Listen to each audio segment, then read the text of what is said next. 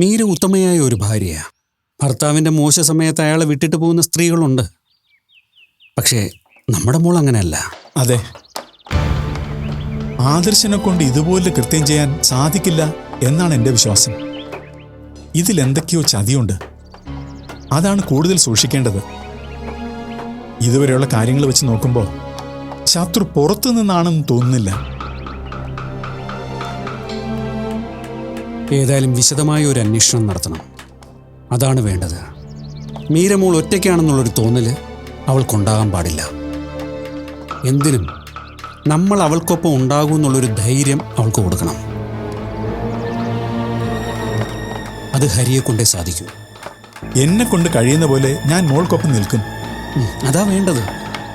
നമ്മൾ ആത്മാർത്ഥത്തോടെ ശ്രമിച്ചാൽ ഇതിൻ്റെ പിന്നിലെ കള്ളത്തരം കണ്ടുപിടിക്കാനായിട്ട് എളുപ്പം സാധിക്കും. മനോജെ, എങ്ങനെയും യഥാർത്ഥ കുറ്റവാളിയെ കണ്ടുപിടിച്ച് ആദർശനെ രക്ഷിക്കണം. ആദർശില്ലാതെ ആ വീട്ടിൽ കഴിയാൻ മീര ഒരുപാട് കഷ്ടപ്പെടും. കാരണം ആ അഭിരാമിയുടെ സ്വഭാവം ഞാൻ മനോജിനോട് പറഞ്ഞതല്ലേ.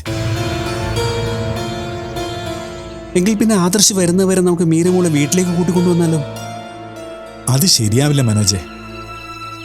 ഈ സമയത്ത് മീരയെ നമ്മൾ കൂട്ടിക്കൊണ്ടു പോന്നാൽ അത് ആദർശിൽ വിശ്വാസമില്ലാതെ തെറ്റുകാരനായി വിശ്വസിച്ച് കൂട്ടിക്കൊണ്ടു വന്നതുപോലെ ആയില്ലേ? ഓ, അതും ശരിയാണല്ലോ. അത് മാത്രമല്ല, ആദർശില്ലാത്തതുകൊണ്ട് മാധവ് മാഡത്തിൻ്റെ അവസ്ഥയും ശരിയല്ല. അവരാകെ തകർന്ന അവസ്ഥയിലാ. ഈ സമയത്ത് ഓഫീസ് കാര്യങ്ങൾ ശ്രദ്ധിക്കാൻ മീര അവിടെ ഉണ്ടാവണം. ഇനി അഥവാ ഞാൻ നിർബന്ധിച്ച് വിളിച്ചാലും മോള് വരുമെന്ന് തോന്നുന്നില്ല. ഹരി പറയുന്നത് ശരിയാ. ഞാൻ അത്രയ്ക്ക് അങ്ങോട്ട് ചിന്തിച്ചില്ല. അല്ലെങ്കിൽ തന്നെ ആദർശിപ്പോൾ തളർന്ന അവസ്ഥയിലാവും. ആ സാഹചര്യത്തിൽ നമ്മൾ മീരയെ കൂട്ടിക്കൊണ്ടു പോകുന്നു കൂടി അറിഞ്ഞാൽ അയാൾ തകർന്നു. അത് പാടില്ല. അതെ, ഞാനും അങ്ങനെ തന്നെയാണ് ചിന്തിച്ചത്. അതുകൊണ്ടാ മോൾക്ക് അവിടെ വിഷമങ്ങളുണ്ടെന്ന് അറിഞ്ഞിട്ടും ഞാൻ കണ്ണടച്ചത്. നമുക്കേതായാലും നമ്മളാൽ കഴിയുന്ന പോലെ ഒരു അന്വേഷണം നടത്താം. എന്താ മാർഗമെന്ന് ഞാനും തിരക്കാം. തെറ്റ് ചെയ്യാത്തവരെ ദൈവം പരീക്ഷിക്കും, പക്ഷെ ശിക്ഷിക്കില്ല. ആദർശിൻ്റെ ഈ അവസ്ഥയ്ക്ക് ഉടനെ മോചനം ഉണ്ടാവും. എനിക്കുറപ്പാ. ആ ഒരു വിശ്വാസത്തിലാണ് ഞാനും ജീവിക്കുന്നത്. എൻ്റെ കുഞ്ഞിൻ്റെ വേദനകൾക്ക് ഒരവസാനം ഉണ്ടാവണം. അവൾക്ക് സന്തോഷമായിട്ടൊരു ജീവിതം തിരിച്ചു കിട്ടണം. എല്ലാം ശരിയാവും ഹരി. ഹരി ധൈര്യമായിട്ടിരിക്കുക.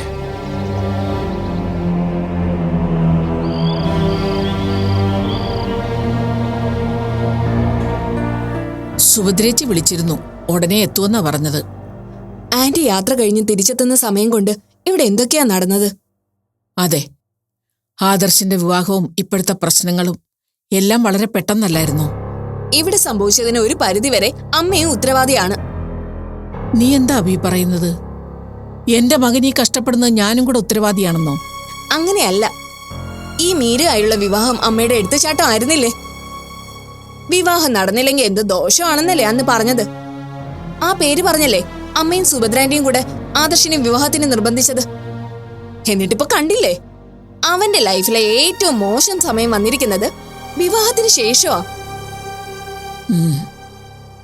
ഒന്നും നമ്മൾ നിശ്ചയിക്കുന്ന പോലെ അല്ലല്ലോ സംഭവിക്കുന്നത്.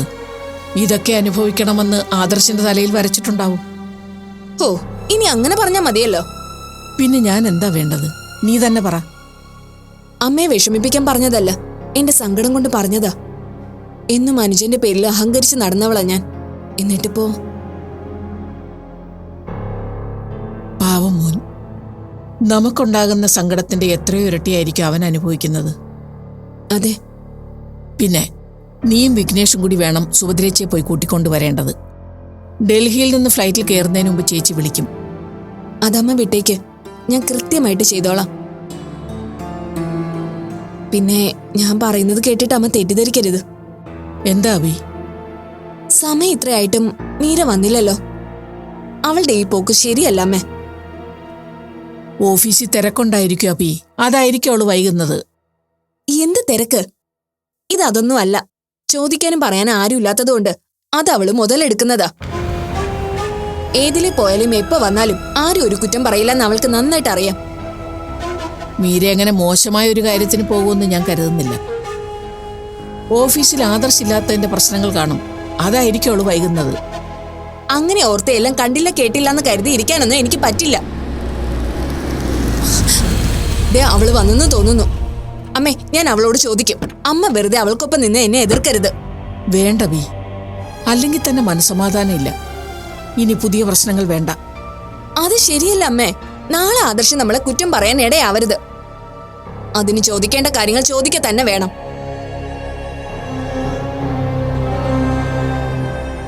നീ ഇതുവരെ എവിടെയായിരുന്നു? ഓഫീസില്. എന്താ ചേച്ചി അങ്ങനെ ചോദിച്ചേ? ചോദിക്കേണ്ട കാര്യം ഉണ്ടായിട്ട് തന്നെയാണെന്ന് കൂട്ടിക്കോ. എന്റെ അഭി, നീ ഒന്നും മിണ്ടാതിരുന്നേ. അമ്മയൊന്നും മിണ്ടാതിരുന്നേ. ഞാൻ ചോദിക്കുന്നത് അറിയേണ്ട കാര്യം തന്നെയാ. ദേ മീരെ, ഇതിവിടെ നടക്കില്ല. എന്റെ അച്ഛനും അമ്മയും ആദർശവും എല്ലാം നീ ഇപ്പൊ പോകുന്ന അതേ ഓഫീസിലെ കാര്യങ്ങൾ നോക്കിക്കൊണ്ടിരുന്നതാ. ഇവരെല്ലാം വീട്ടിൽ വരേണ്ട സമയത്ത് വീട്ടിൽ വരുമായിരുന്നു. പിന്നെന്താ, ഇപ്പൊ പുതുതായി ജോലിക്ക് പോയി തുടങ്ങിയ നിനക്ക് മാത്രം ഇത്ര താമസം? കൊറേ ദിവസത്തെ ഫയലുകളും മറ്റും നോക്കാനുണ്ടായിരുന്നല്ലോ ചേച്ചി, അതാ വൈകുന്നേ. വർക്കുകൾ പെൻഡിങ് ആവാതെ ഇരിക്കണമെങ്കിലേ നീ സമയത്ത് ഓഫീസിൽ ചെല്ലണം. അല്ലാതെ ഓഫീസിൽ പോക്കുന്ന പേരിൽ കറങ്ങി നടക്കുമല്ല വേണ്ടത്. നീ എന്തിനാ അഭി ആവശ്യമില്ലാത്ത ഓരോന്ന് പറയുന്നത്? എനിക്കിത് ആവശ്യമില്ലാത്തതായി തോന്നുന്നില്ല അമ്മേ. ഇവള് ഓഫീസിലെന്നും പറഞ്ഞ് ഇവിടെ നിന്ന് പോയിട്ട് മറ്റു പല സ്ഥലത്തും പോകുന്നുണ്ട്. ഇല്ലെന്ന് ഇവള് പറയട്ടെ. ചേച്ചി, എനിക്ക് ഓഫീസ് കാര്യങ്ങൾക്കൊപ്പം ആദർശേന്റെ കാര്യങ്ങൾ കൂടി നോക്കണം. എങ്ങനെയും ആദർശേനെ ഈ പ്രശ്നത്തിൽ നിന്ന് രക്ഷിക്കണം, അതാ എനിക്ക് പ്രധാനം. ഇന്ദുവിന്റെ കൊലപാതകത്തിന് പിന്നിലെ സത്യം കണ്ടെത്തണം. എന്റെ അമ്മ, ഇവള് പറയുന്നതൊക്കെ കള്ളമാ. ആദർശിന്റെ പേര് പറഞ്ഞ അമ്മയെ പറ്റിക്കാന്ന് ഇവൾക്ക് നന്നായിട്ട് അറിയാം. അതേ ഇങ്ങനെ ഓരോ കഥകൾ ഉണ്ടാക്കി പറയുന്നത്. എങ്ങനെ ചേച്ചി കാര്യങ്ങൾ പറഞ്ഞ് മനസ്സിലാക്കണമെന്നൊന്നും എനിക്കറിയില്ല.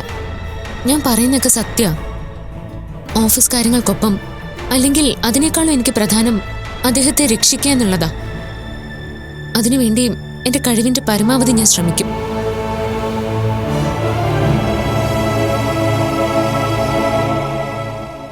അമ്മേ, ഇവള് പറയുന്നൊന്നും വിശ്വസിക്കരുത്. ഇവള് കള്ളിയാ. മീര നുണ പറയില്ല. അവള് പറയുന്നത് തന്നെയാവും സത്യം. നീ ഓരോന്ന് ആലോചിച്ചു കൂട്ടി അവളെ തെറ്റിദ്ധരിക്കുന്നതാ. ഓ, മരുമകള് വന്ന് 2 വർത്തമാനം പറഞ്ഞപ്പോ അമ്മ അതിലങ്ങ് വീണു അല്ലേ? ശരി, അമ്മ ഞാൻ പറയുന്നത് വിശ്വസിക്കണ്ട. പതിയെ പതിയെ അമ്മയ്ക്കെല്ലാം ബോധ്യായിക്കോളൂ. അപ്പൊ ആരാ ശരിയെന്ന് അമ്മയ്ക്ക് തന്നെ മനസ്സിലാവും.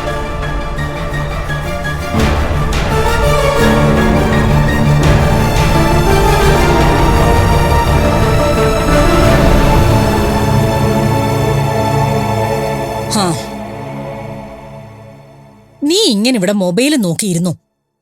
പിന്നെ ഞാൻ എന്താ ചെയ്യണ്ടേ? എന്റെ സൂരജെ, നമുക്ക് രക്ഷപ്പെടാനുള്ള സമയമാ വന്നിരിക്കുന്നേ. ഈ സമയം ബുദ്ധിപൂർവം വിനിയോഗിച്ച നിനക്ക് നല്ലൊരു ജീവിതവും ഭാവിയും ഉണ്ടാവും.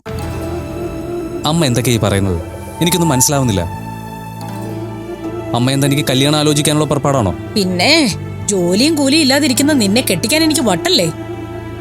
എങ്കിൽ പിന്നെ കാര്യം പറ. എടാ മോനെ, ആ മീര ഇന്നിവിടെ വന്നിരുന്നു. അതിനെന്താ? അവള് വിരുന്നുകാരിയൊന്നും അല്ലല്ലോ. ഓ, അതൊന്നും അല്ല. അവൾ ആദർശിനെ രക്ഷിക്കാൻ സത്യങ്ങൾ കണ്ടെത്താൻ വേണ്ടി നടക്കുക. അതിന്? അതല്ലേ ഞാൻ പറഞ്ഞു വരുന്നത്. ഇപ്പോഴത്തെ സാഹചര്യത്തിലും മീരയെ സഹായിക്കാൻ ആരുമില്ല. ഈ അവസരം നീ മുതലെടുക്കണം. അമ്മ പറയുന്നൊന്നും എനിക്ക് മനസ്സിലാവുന്നില്ല. എന്തെങ്കിലും കാര്യമുണ്ടെങ്കിൽ അത് വ്യക്തമായിട്ട് പറ. ഞാൻ പറയുന്നത് എന്റെ പൊന്നുമോനൊന്ന് ശ്രദ്ധിച്ച് കേൾക്കണം. പറ. ഇപ്പോഴത്തെ അവസ്ഥയില് മീരയ്ക്ക് കൂടെ നിന്ന് അവളെ സഹായിക്കാൻ ഒരാളെ ആവശ്യമാ. അതിന്? എടാ, അതുകൊണ്ട് അവളെ സഹായിക്കാനെന്ന വ്യാജേന നീ അവിടെ ചെല്ലണം. മീരയ്ക്കൊപ്പം എല്ലാ കാര്യത്തിനും നിൽക്കണം. മനസ്സിലായി. പക്ഷേ അവളെന്നെ കൂടെ കൂട്ടോ? അതൊക്കെ നിന്റെ മിടുക്ക് പോലിരിക്കും. ആദർശിനെ രക്ഷിക്കാൻ മീര ഒറ്റയ്ക്ക് അലഞ്ഞു നടക്കുന്നതിനോട് ഹരിയേട്ടന് വലിയ താല്പര്യമുണ്ടെന്ന് തോന്നുന്നില്ല. ഹരിയേട്ടന്റെ ആ സംസാരത്തിൽ നിന്ന് എനിക്കതാ മനസ്സിലായത്. അത് പിന്നെ ഹരിയച്ചൻ മീരയുടെ സുരക്ഷ മാത്രമല്ലേ നോക്കൂ? അതെ, അതാ ഞാൻ പറഞ്ഞത്. നിനക്ക് ആ കമ്പനിയിൽ കയറിപ്പറ്റാനുള്ള എളുപ്പവഴി ഇത് തന്നെയാ. പിന്നെ ഒരു കാര്യം ശ്രദ്ധിക്കണം, മീരയുടെയും ഹരിയേട്ടന്റെയും മുന്നിൽ മാത്രം ആദർശിനെ രക്ഷിക്കാനായിട്ട് നടന്നാ മതി. അല്ലാതെ ആത്മാർത്ഥമായിട്ട് ശ്രമമൊന്നും വേണ്ട. കാരണം അവൻ ജയിലിൽ കിടക്കുന്നതാ നമുക്ക് നല്ലത്. എനിക്ക് മനസ്സിലായി. മറ്റുള്ളവർക്ക് മുന്നിൽ ഞാൻ ആദർശേട്ടനെ രക്ഷിക്കാൻ കഷ്ടപ്പെടുന്നതായിട്ട് അഭിനയിക്കണം, അതല്ലേ കാര്യം? അതെ. ഇപ്പോഴത്തെ അവസ്ഥയിൽ കമ്പനിയുടെ ഭരണം മീരയുടെ കയ്യിലാ. അവള് വിചാരിച്ചാൽ നിന്നെ ആ സ്ഥാപനത്തിൽ എത്ര വലിയ പൊസിഷനിൽ കൊണ്ടെത്തിക്കാനും സാധിക്കും. അതൊക്കെ ശരിയാ. പക്ഷേ ഞാൻ അങ്ങോട്ട് ചെന്നാലുടനെ മീര എന്നെ 2 കൈ നീട്ടി സ്വീകരിക്കുന്നാണോ അമ്മയുടെ വിചാരം? അതൊക്കെ സ്വീകരിക്കും. മീരയുടെ മനസ്സിലെ നീ സ്വന്തം കൂടപ്പറപ്പ് തന്നെയാ. അതുകൊണ്ട് തന്നെ നിന്റെ ഭാഗത്തുനിന്നുണ്ടായ ചെറിയ തെറ്റൊക്കെ അവള് ക്ഷമിക്കും. ഞാൻ പറഞ്ഞയച്ചാന്നും പറഞ്ഞ് നീ നാളെ തന്നെ മീരെ പോയി കാണണം. അതൊക്കെ ഞാൻ ചെയ്യാം. അമ്മ പറഞ്ഞതുപോലെ ആ സ്ഥാപനത്തിൽ നല്ലൊരു ജോലി കിട്ടിയാ ഞാൻ രക്ഷപ്പെട്ടു. അതെ, അതാ ഞാനും പറയുന്നത്. ഒന്ന് ചീഞ്ഞാൽ മറ്റൊന്നിനും വളമാവോന്ന് പറയുന്നത് സത്യമോ മോനെ? ഇപ്പൊ ആദർശിന് ഇങ്ങനൊരു പ്രശ്നം ഉണ്ടായത് നമ്മുടെ നല്ലതിനാണെന്നാ എനിക്ക് തോന്നുന്നത്. പക്ഷേ മീര സമ്മതിച്ചാലും ഹരിയച്ചൻ എന്നെ അവിടെ നിൽക്കാൻ സമ്മതിക്കുമെന്ന് എനിക്ക് തോന്നുന്നില്ല. അതേക്കുറിച്ചൊന്നും ഓർത്ത് മോൻ പേടിക്കണ്ട. ഹരിയേട്ടനെ പറഞ്ഞ് നമ്മുടെ വഴിക്ക് ആക്കുന്ന കാര്യം ഞാൻ ഏറ്റു. മീര ഒറ്റയ്ക്ക് ആദർശിനെ രക്ഷിക്കാൻ അലഞ്ഞു തിരിഞ്ഞ് നടക്കുന്നതില് ഹരിയേട്ടന് നല്ല പേടിയുണ്ട്. അവൾക്കൊരു സപ്പോർട്ടായി നീ നിൽക്കുന്നു എന്നറിഞ്ഞാ പിന്നെ ഒരു എതിർപ്പും ഉണ്ടാവുമെന്ന് എനിക്ക് തോന്നുന്നില്ല. ഇന്നിപ്പം മീര വന്ന് പറഞ്ഞപ്പോ കൂടി അവൾ ഒറ്റയ്ക്ക് അപകടത്തിൽ ചെന്ന് ചാടരുതെന്നുള്ള രീതിയിലാ ഹരിയേട്ട സംസാരിച്ചത്. എന്നാ പിന്നെ അമ്മ ധൈര്യമായിട്ടിരുന്നോ? എന്താ വേണ്ടെന്ന് എനിക്കറിയാം. നീ എന്റെ മോനല്ലേ, അവസരം മുതലാക്കാൻ നിനക്ക് കഴിയുമെന്ന് അമ്മയ്ക്കറിയാം. അതെ, ആ ആദർശ് ഉടനെ എങ്ങും പുറത്തു വരരുതെന്ന ഒറ്റ പ്രാർത്ഥനയെ എനിക്കുള്ളൂ. ആ പെണ്ണിനെ കൊന്ന കേസില് ആദർശിനെ ശിക്ഷിച്ച് ജീവിതകാലം മുഴുവനും ജയിലിൽ കിടത്തിയ നമ്മൾ രക്ഷപ്പെട്ടു. ഏയ്, അങ്ങനെയൊന്നും ഉണ്ടാവില്ലമ്മേ. ആദർശേട്ടൻ ആ തെറ്റ് ചെയ്തിട്ടില്ലെന്ന് ഉറപ്പാ. അതുകൊണ്ട് തന്നെ വൈകാതെ പുറത്തു വരികയും ചെയ്യും. അങ്ങനെ വന്നാ വരട്ടെ. അതിനു മുമ്പ് നമുക്ക് നേടാനുള്ളതൊക്കെ നേടി ആ സ്ഥാപനത്തിൽ നിന്റേതായ ഒരു സ്ഥാനം ഉണ്ടാക്കിയെടുക്കണം. അങ്ങനെ ആയാലേ ആദർശ് വന്നാലും നിനക്ക് പുറത്തു പോകേണ്ടി വരില്ല. അത് മാത്രമല്ല, അവനെ രക്ഷിക്കാൻ വേണ്ടി നീ കഷ്ടപ്പെട്ടു എന്ന ചിന്ത ആദർശിലും ഉണ്ടാക്കിയെടുക്കാൻ പറ്റുമല്ലോ. ഞാൻ ഏതായാലും മീരയെ ചെന്ന് കണ്ടൊന്ന് സംസാരിക്കാം. അത് മതി.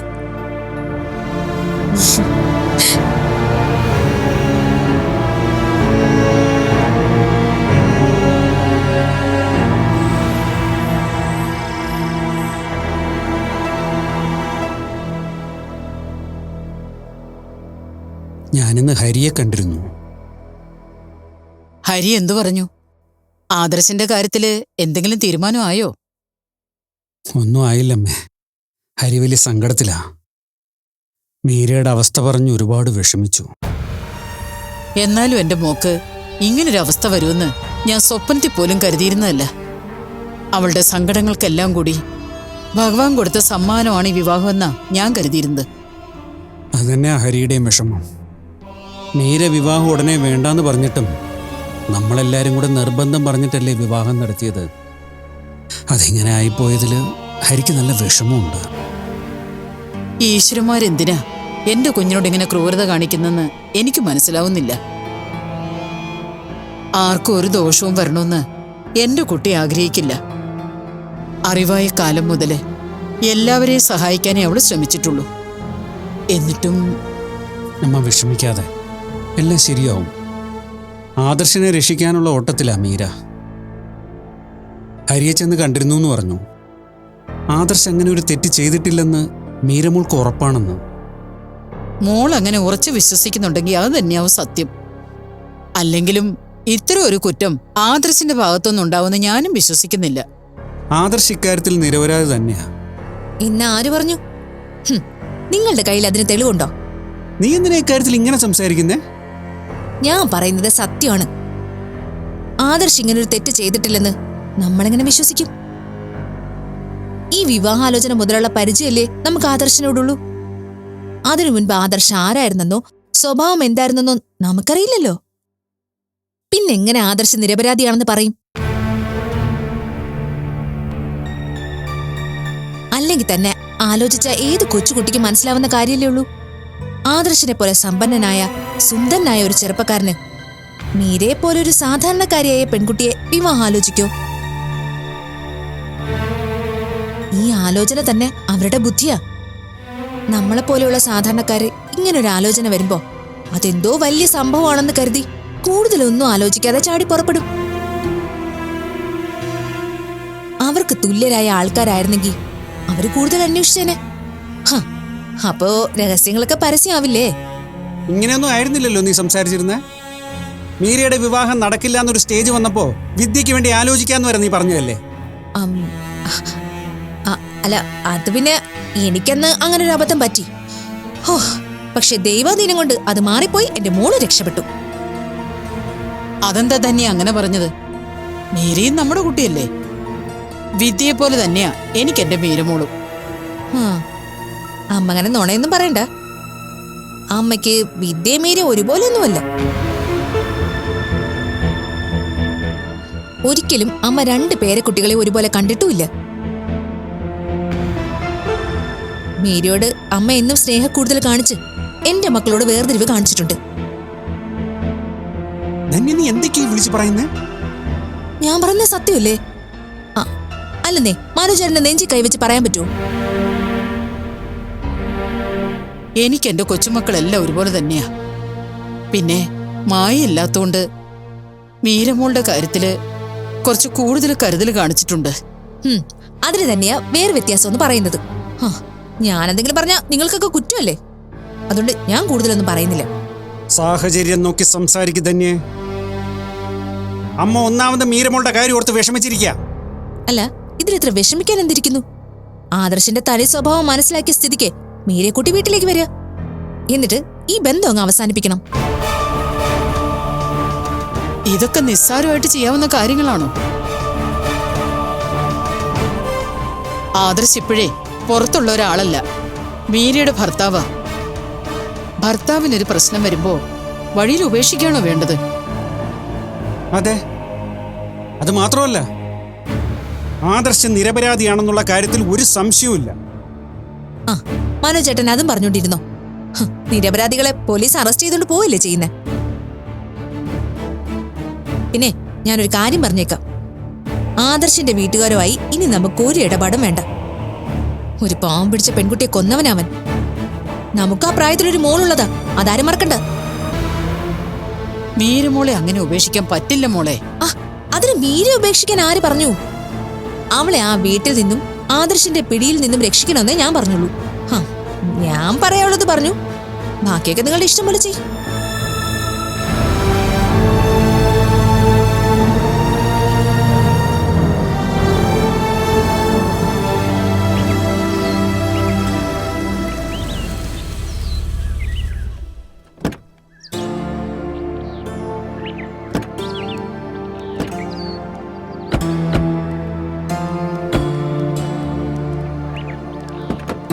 ആ ബാഗ്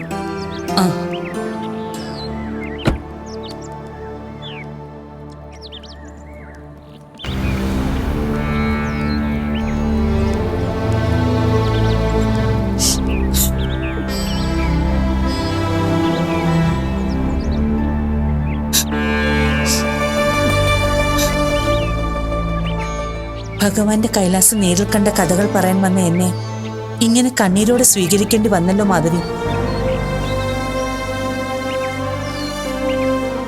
അതെ ചേച്ചി, എന്ത് ചെയ്യണമെന്നറിയാതെ, ഒരാശ്വാസവാക്ക് പോലും പറയാൻ ആരുമില്ലാതെ ഞാനും ഇവരുമൊക്കെ ഈ വീട്ടിലെല്ലാം സഹിച്ചു കഴിയുകയായിരുന്നു.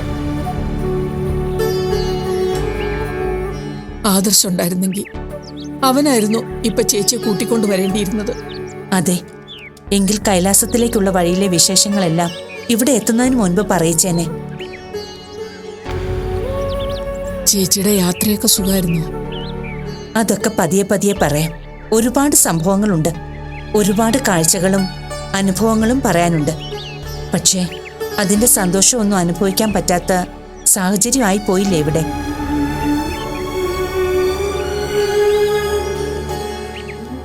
മീരമ്മളുടെ കാര്യം ആലോചിക്കുമ്പോഴാ സഹിക്കാൻ പറ്റാത്ത വേദനയും സങ്കടവും. വിവാഹം കഴിഞ്ഞ് പുതുമോടി മാറും മുൻപേ നിനക്കിങ്ങനൊരു സങ്കടം വന്നില്ലേ? അവൾക്ക് എന്ത് സങ്കടം? ഇപ്പൊ തിരക്ക് കാരണം സങ്കടപ്പെടാൻ മീരയ്ക്ക് എവിടെയാ സമയം?